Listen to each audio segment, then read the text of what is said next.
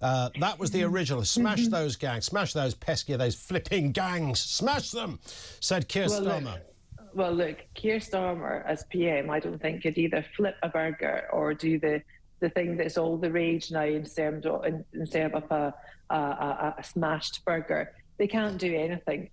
Smash the gangs. Who knows what's going to happen? I'll tell you what will happen. They will not smash the gang. They will not get a grip of the boats.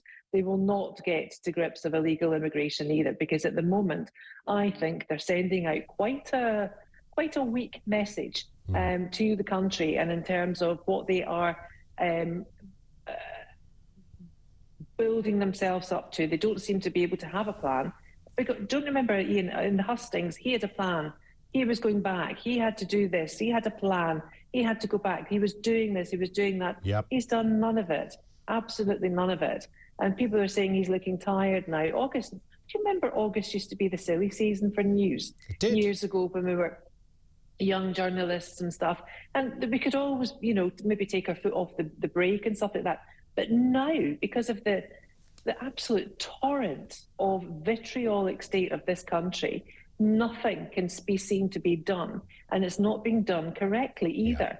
It just seems to be a complete mishmash, let alone smash. And I sense as well, Claire, that I alluded to it a second ago, they'll probably come to some kind of agreement with Europe where they will agree to take a quota of people.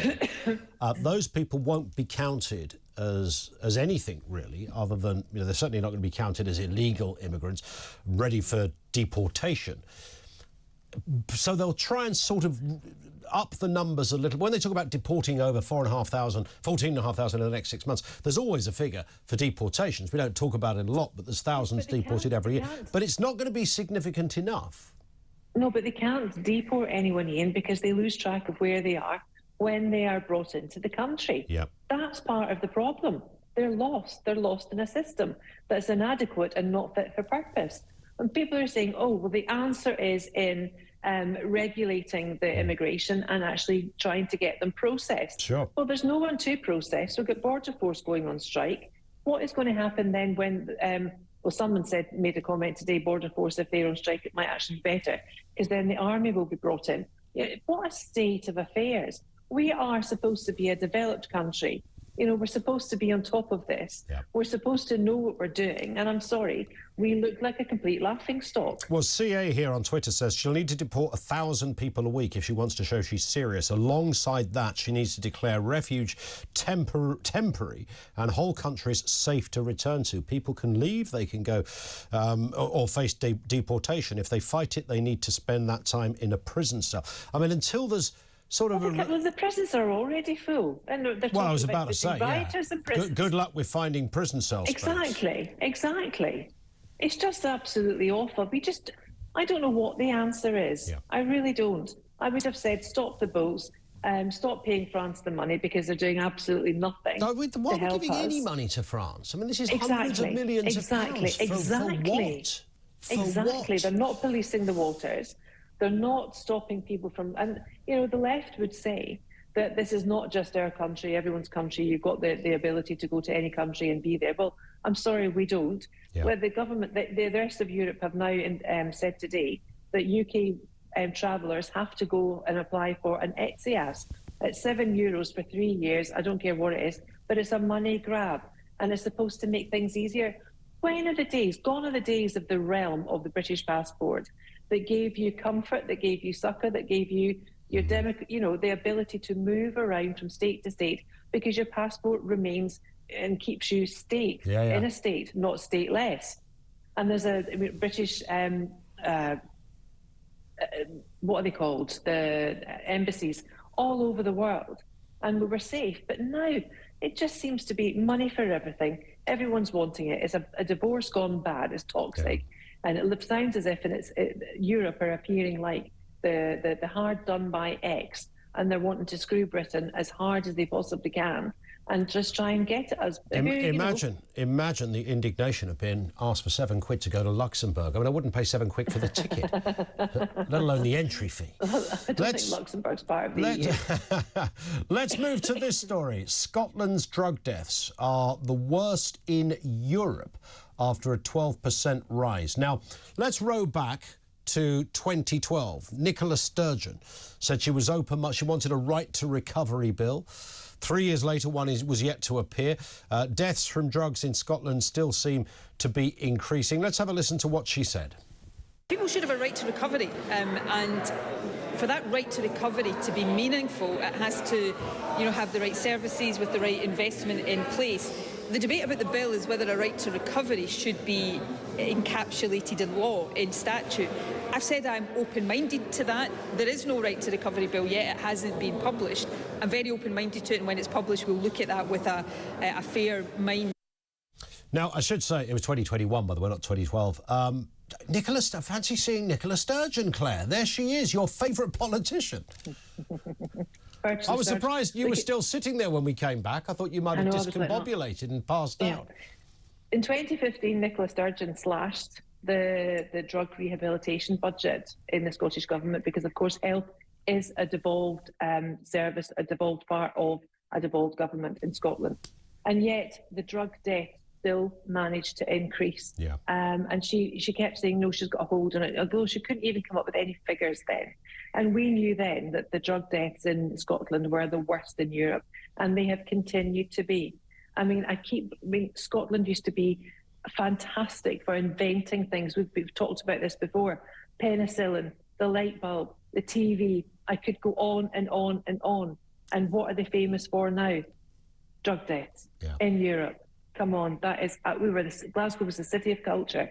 Glasgow held the Commonwealth Games. They even held a COP28, for heaven's sake, a COP26 or whatever it was.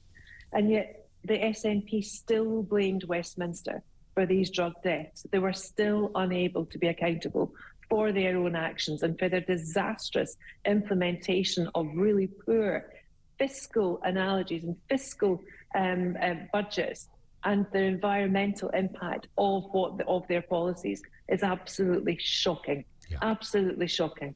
And they were on. I mean, knife crime was on the way down. There was these different ways of looking at particularly knife crime, but also drug crime. Not treating these things as criminal acts, but treating them as sort of social health problems, etc.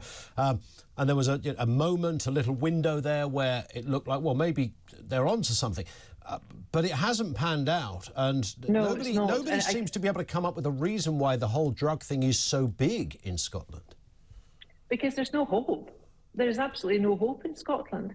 The SNP have driven the country to the ground. The education's fallen off a cliff. I keep saying this. There's no jobs, there's no industry, there's no manufacturing. And for all of David Miliband's or Ed Miliband's blustering attempt at blowing a wind farm, it's just ridiculous. What is Scotland supposed to be good at? We're good at Scots were great at lots of things, but unfortunately the SNP, they just didn't listen. They don't listen, and I think they actually don't care, because even Neil Gray, the current health secretary in Scotland, still has not got a grip on numbers. Don't forget, Nicola Sturgeon's government allowed safe spaces for people to go and take drugs safely, and the methadone rolls out. I mean, I know friends that are GPs and that are doctors in hospitals, and they all say that the methadone programs do not work. They are really abhorrent. And why do they not take advice? And this is where most of these deaths have come from, those that are on methadone, as you rightly say. We are speaking to the Shadow Health Secretary from the Scottish Government a little later in the programme. By the way, Scotland is on the edge of agreeing to host the 2026 Commonwealth Games, Claire. So I don't know why they would do that, considering there's a big financial black hole looming over Glasgow, like there is over every city, and no one else wants to host this darn thing, but they might be... Maybe that's the big turnaround via the conduit of a javelin. No, it won't be. It won't be. It won't be. You know that. Yeah. For COP26, I mean, she cleared up her own backyard. Not. And, you know, and it's just... Exactly, Ian, come on. We will wait and see. Would you go to Glasgow if the Commonwealth Games were there? I don't. You see, the Commonwealth Games kind of... when it's on the when you come home late at night and the darts are on the telly and you find yourself watching it for 40 minutes and think, oh, I wasn't expecting to do that. I'm a bit like that with the Commonwealth Games. It's not the Olympics. It doesn't seem to have the same kind of pull, regardless of whether it's in this country or anywhere else for that matter. Well, but, look, you know, we're probably going to end up having to shelve the Commonwealth Games because of slavery or historical things that have gone on in the past, or, you know, budgets and this, that and the next thing, and flags and stuff like that. We're supposed to be banning donkeys and beaches, for heaven's sake. We'll be banning everything. Who wants to see an ass on a beach? I mean, let's be honest. It's fair to say Australia... that worked. Australia, who do they pick up the odd bronze at these things. I think I'm right in saying Victoria were going to be they pulled out, didn't they, Adam, last year? Adam, I wouldn't say our token Australians, flipping thousands of them around here. So they pulled out because it was just too expensive. So Victoria couldn't make it work, and I think the economy of Victoria is probably bigger than the economy of Scotland these days. But also the flights, the whole Commonwealth countries wouldn't be able to fly there. It would just be, I mean, Adam will probably tell you Jetstar must be one of the worst airlines on the planet. Yeah, he's and for them to be involved at all, it would just be an absolute anathema. Yeah. It would not work at all on that basis. Would anybody even get there, of course? Listen, stay with us, Claire. We've got a lot more to discuss. Claire Muldoon with us on the programme. Answer that question if you can. And there's a little bit of tongue-in-cheek here, but I promise you, genuinely, I'm asking the question, can Labour actually solve the migration crisis? I was about to say there's quite a lot in it for them if they could. My sense is the best they could do, this is only my reading of it, I think they'll be able to spectacularly cook the books with some kind of agreement with Europe in some sort of way. As a previous communicator said, she's got to be deporting 1,000 people a week. The bit that I don't get, would you not, the people that turn up on right now as we speak, there's some people monkeying around on the beach in Dover who've just arrived. Isn't that your starting point? You people here, we're going to process you now. It's going to take about half an hour, so bear with us. Here's a cup of tea and a blanket if you're a bit chilly. We'll sort it out. 1, 2, 3, there's 10 of you, 8 of you. See that boat over there? That's the return boat, OK? So that's what we're going to do now. Rather than let's have a lengthy process that lasts about 6 years. We stick you in a hotel. We lose track of you anyway. We don't know where the heck you are. Why is no politician just saying that bit?